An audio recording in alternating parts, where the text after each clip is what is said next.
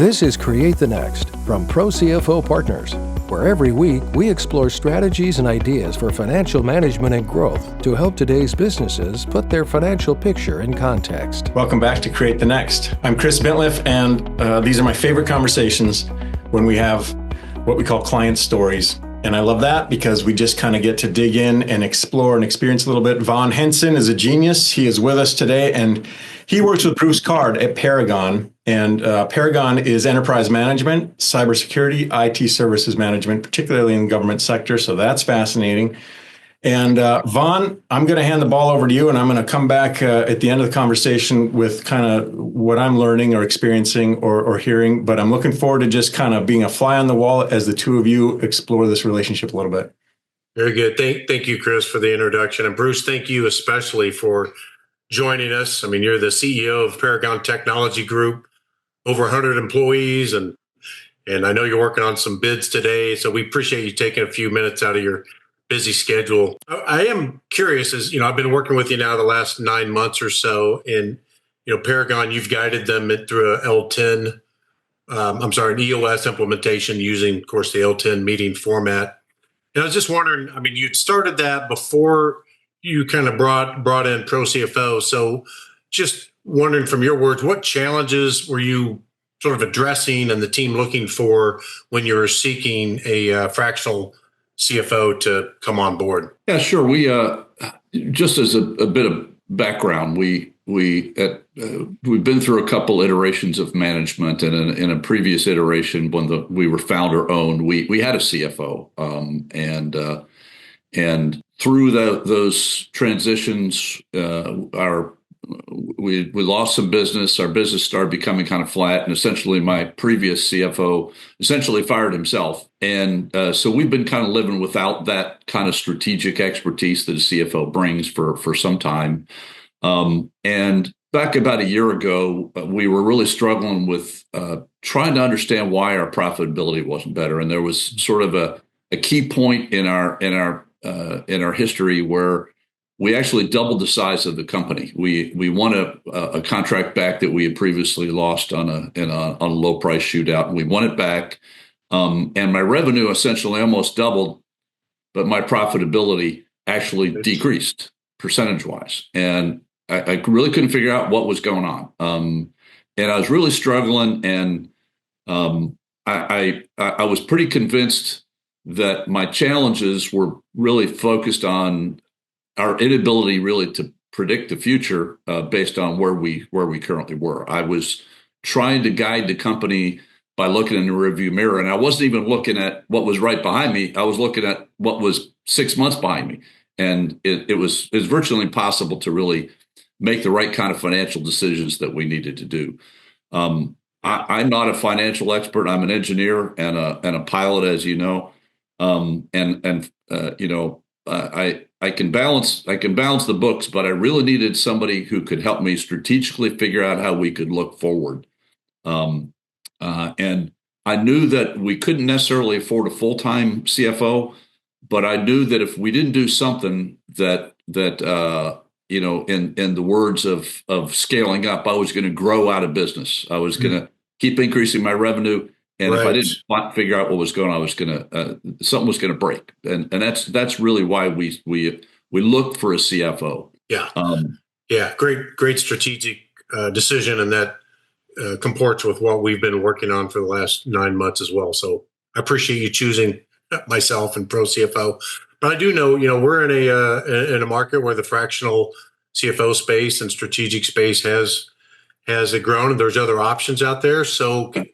What, and I know you looked at a few others because you wanted to find that right fit, which you should. So what were some of those driving factors, or maybe there was just one factor that really tipped the scale towards the ProCFO model? Yeah, I'd love to answer that. That's a great question. And while we were trying to figure out what to do, I'd become aware of the idea of a fractional CFO. And I'm actually a member of a group called Vistage, a group of owners and CEOs, and we had a speaker come in from one of your competitors, and they came in and talked about why you did or didn't need a CFO, and and it really introduced the idea of fractional CFOs. And I talked to them, and I actually engaged with them.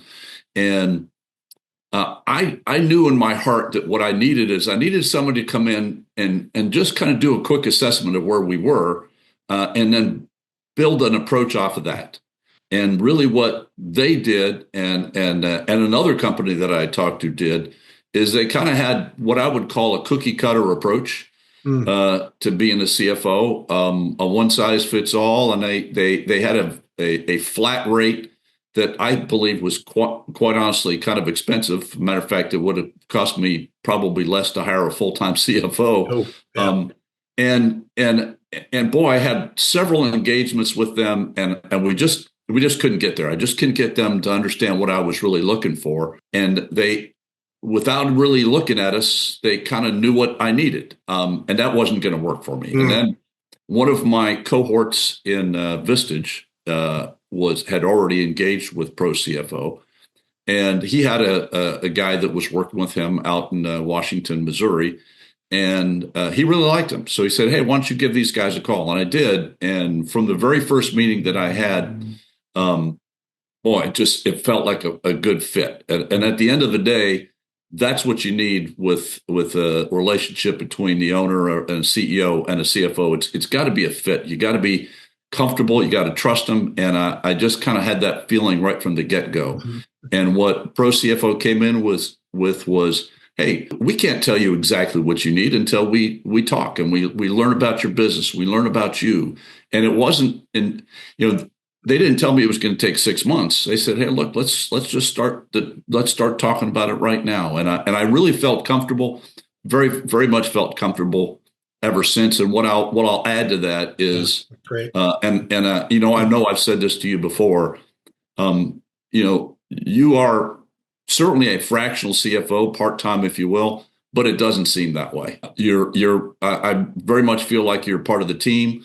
I feel like, I know you have other clients that you're working with, but it doesn't feel that way at all. It feels like when you're talking with us, we feel like you're our priority, and we're very comfortable with that, and very, very, very much trust what we're getting from ProCFO. I appreciate that emphasis on fit and feel likewise, because at the core principles, financials are the same. That's actually the beauty of financial statements, which have been around since the Renaissance. Frankly, I could delve into that, but I won't. But the financials are the same. It's the people and the processes applying that. So I appreciate your emphasis on fit. So I am curious now that we've established the fit, and I agree. But have there been surprises of working with ProCFO or with a fractional CFO that maybe you hadn't thought of? Of course, you had the experience of having a full-time CFO, so I don't know if there's surprises or contrasts there, but just curious from your perspective. Yeah, I think I'll say that it almost seems like it was probably a better fit than previous experiences. I have very much felt like our professional engagements with each other have, I really felt like you had our best interests at heart. I'm not sure I always felt that way about the previous CFO.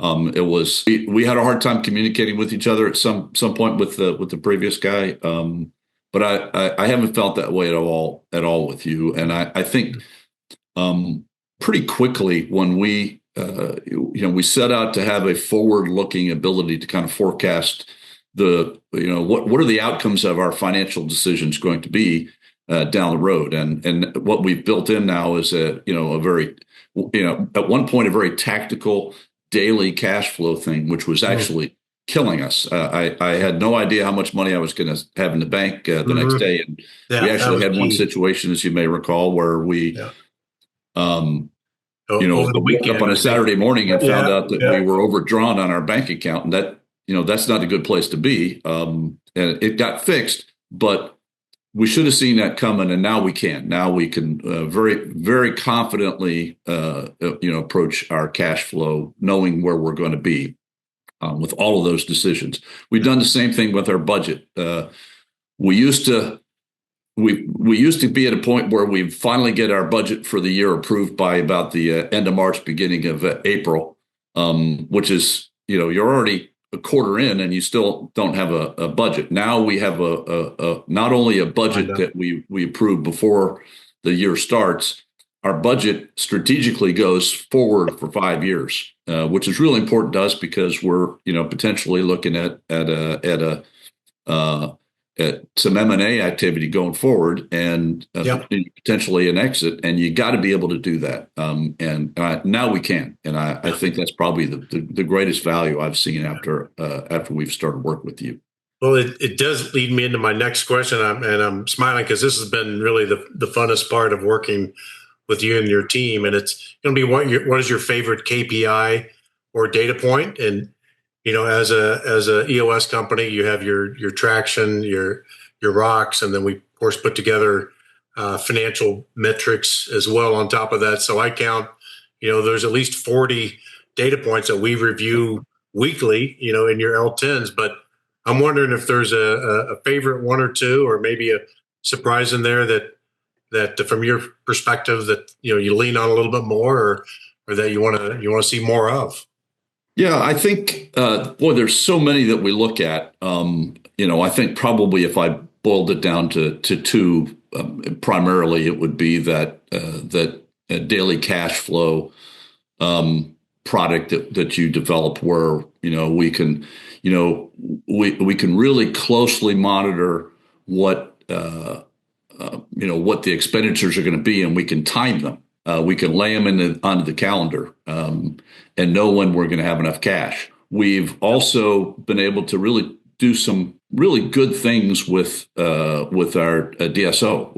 As you know, we've gotten to the point where we recognize that we had fixed price contracts that we were waiting until the end of the month to submit an invoice, when we could have been submitting it on the very first business day of the month, and that was costing us at least 30 days, if not more, of positive cash. That one's my favorite as well. The realization, because your business is solid, you have a very solid customer and government entities. So when the bill goes out, we know we're going to get paid. It literally is just a matter of time. While our money, I know, a little chaotic market at the moment, but our money is sitting in someone else's pocket, and we're just watching the days go by. So when we realized, hey, we can bill the first day on at least a couple of those contracts, and within day 4, day 5 on the others. And I think you even had the great idea of, some of them we might be able to bill, twice a month, depending on the terms of the contract, which would get us even 15 days quicker, to having our money towards versus waiting to the end. So that one's been a revelation and fun to work on, because that one's not always the most important for some companies. It's always important, but for some, it's not just key. Here, it really has been. So recognizing the DSO, or day sale outstanding, our money in someone else's pocket, we'd rather minimize that time, has been fun. Well, I do wonder, if you've got a question for me. I've been kind of peppering you with questions. So right. Yeah, I guess I'd ask you almost the same kind of question. You've worked with a number of clients, and we know what we know. But what would you say is probably the most poignant thing that you've found in your engagement with Paragon? Yeah, and that one's a pleasure to answer as well. And it's with the Paragon team, but specifically with you. You're the top of that team, tip of the spear. You're the CEO, president. And I have found, your promise, your commitment, and your follow through, and it's one of your principles, and I've seen you put in action to share your prosperity with your people. Mm-hmm. And I do work with, a lot of companies, and have throughout the years, and I've seen, lip service and good intentions paid towards that. But, last year, as we were winding the year down and seeing where our profits came in, you put your money where your mouth is, and you shared some of that prosperity, not just in terms of bonuses, but year-end increases and enhancing the benefit plan. I think we made an additional 401k. So it's not just a quick check, but you've done it in a way that really helps people's lives, and I appreciate that. So seeing that happen, and I know your executive team is seeing that, and they know that they're valued, and therefore they replicate that towards their people as well. So seeing you follow through on that commitment to share prosperity, Paragon's prosperity, that was cool. And I have no doubt that you'll continue to do that. And I also caught you would have liked to have shared more, right? I mean, Absolutely. I know there's boundaries, when we come to sharing, but it was not a Bruce card first and always mentality from you. It was, how can I share more? And that's one reason why we're so keen to grow in the future, so you can help, the lives of your team. So that, my hat's I off to you. appreciate that. That was really awesome to see. Well, I think I we're, appreciate that. yeah, no, that was good. I'll say that we spent a lot of time in our EOS meetings where we're wrestling with profitability and trying to get increase our margin. And it's a tight margin in the government space, particularly under the current circumstances. And my view as the CEO really is that Paragon really exists so that our employees have a great place to go to work and can hopefully make an impact with the government agencies that we work with. Yeah. And if what's the point of making a profit if the people that are doing the work that actually pay my paycheck That's right. aren't able to share in that success. So but I really appreciate that, and I feel like we're all on the same page now. And it's not my profit as the chief shareholder. It's our profit, and it's a result of what we've worked together to do. And I appreciate how you've helped us get to increasing that number. Well, I do have one final question. As you know, there may be others out there, exploring this fractional CFO solution for them. You're one that explored it, and you chose ProCFO, and I think it's working out very well. So, first off, would you recommend ProCFO? And if so, what are some of the reasons that you might throw out there, and especially with an eye towards helping, another CEO that's out there evaluating their needs and solution? Yeah, not only would I, but I do. I've recommended ProCFO to other cohort members from Vistage. I've talked to some other folks, and it's interesting when I've gone through a couple of CEO coaching type programs, and I always, but before I engage with you all, I'd ask the question, well, I don't know that I'm big enough to need a CFO. I don't know if I can afford to have a CFO. And somebody in one of my Vistage meetings asked me, well, do you think you need a CFO? And I said, well, yes, of course I do. And he said, then what are you waiting for? Yeah. It's a good challenge. You either have that expertise organically in your team or you don't. And we knew we didn't. I knew I didn't personally. We have a great team that means well, but we needed somebody. And quite honestly, I think one of the advantages of this engagement is it's an independent view of what you're doing. You're not in a situation where you're trying to get advice from somebody that's part of the problem. They're potentially part of the solution. They're not so embedded in your organization that they're afraid to tell the boss what they think. And that's one of the things that I've really appreciated about our relationship personally is I trust what you say, and I know that you're going to tell me exactly what you think, and without any risk of breaking the relationship. And that's good. That's what you need. You need somebody who can give you the honest truth about what we need to do. And I very much recommend ProCFO to any other CEOs that are out there looking for the kind of support. That's great. I really believe we're going to make our numbers because of what we've done over the past year together. Well, we're certainly going to try extremely hard. All right, the last question, kind of a bonus question, it's kind of a challenge too. It would be for me, but if you could describe ProCFO in one word, right? That's asking a lot, even though it's just one word. But anything come to mind? Oh, boy, I think it's difficult to boil that down to one word. But if you allow me to make it a hyphenated word, I would say it's results oriented. You're focused on the end goal, not just giving me a bunch of numbers. Yeah. And I think our judges will allow that as one word. That's a clever use. That's great.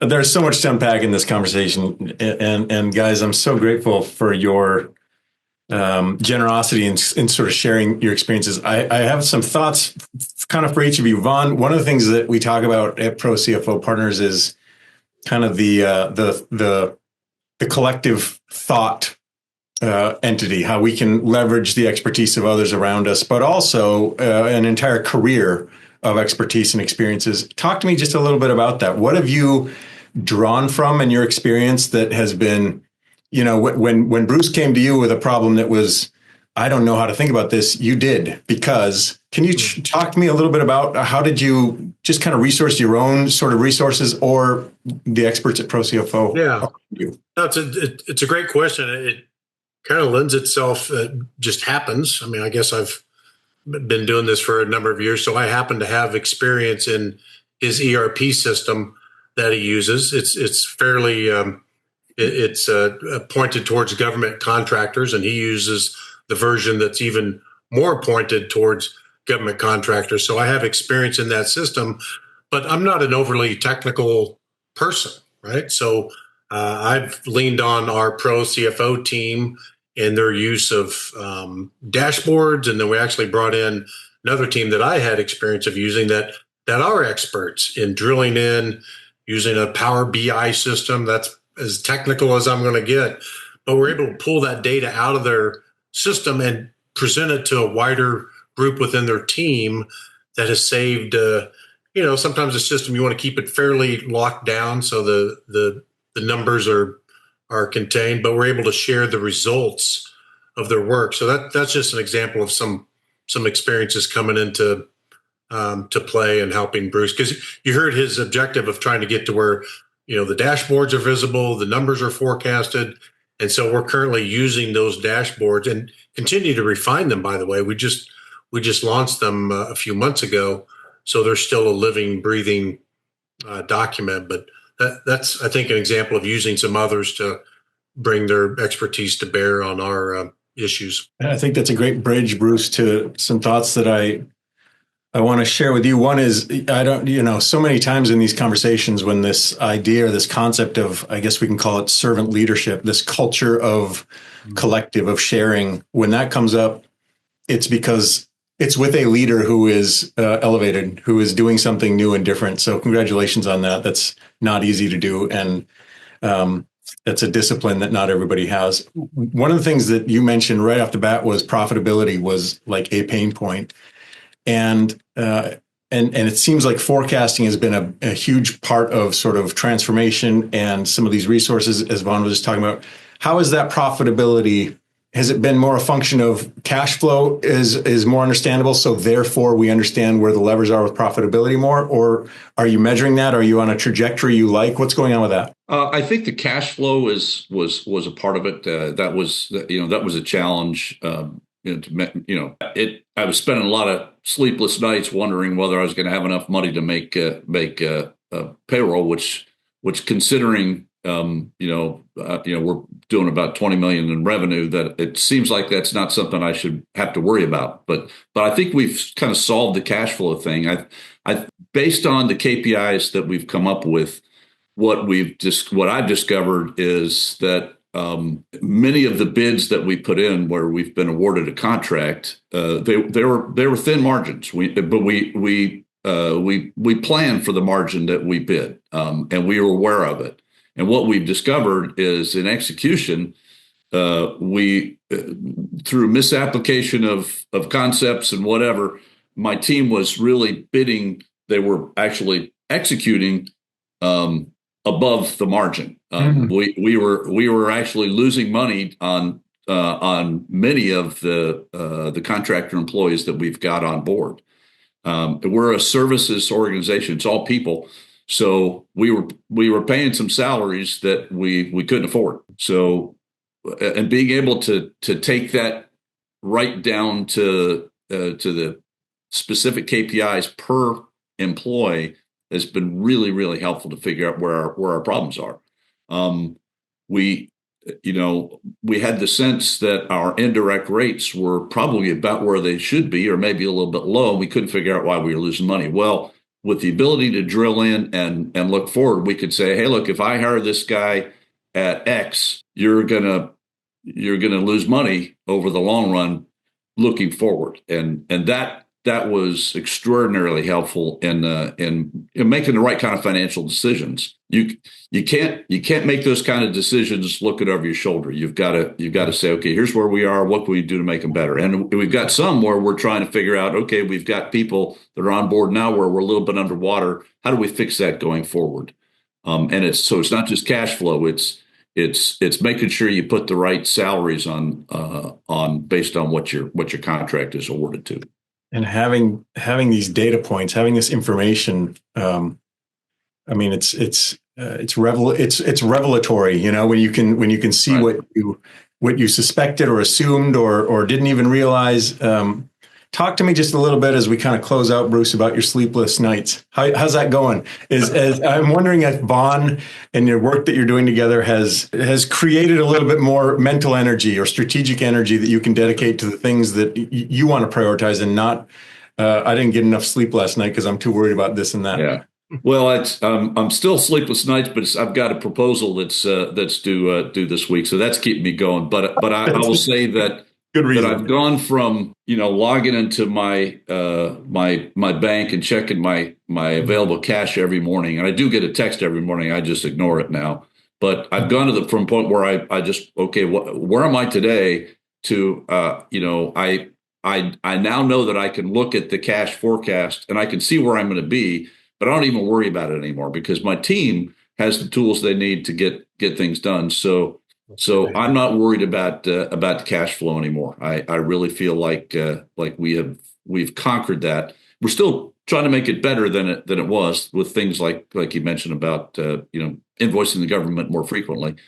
But yeah, that was a problem solved. There's no doubt in my mind that we cracked that nut. Bruce Card is the president and CEO at Paragon. ParagonTech.net is where you can find him. Bruce, come back in a year and tell us more about how it's going and the transformation underway. And Vaughn, I'll be interested in your stories too. Thanks, guys, for this great conversation and for sharing so openly and candidly all the things that you're doing together. It's exciting stuff. I'm grateful for it. Thank you. Thanks, Chris. Thanks, Bruce. Thanks for watching, and a special thanks to our subscribers. Consider becoming one today. Visit ProCFOPartners.com for more strategies and ideas for financial management and growth to help you put your business's financial picture in context.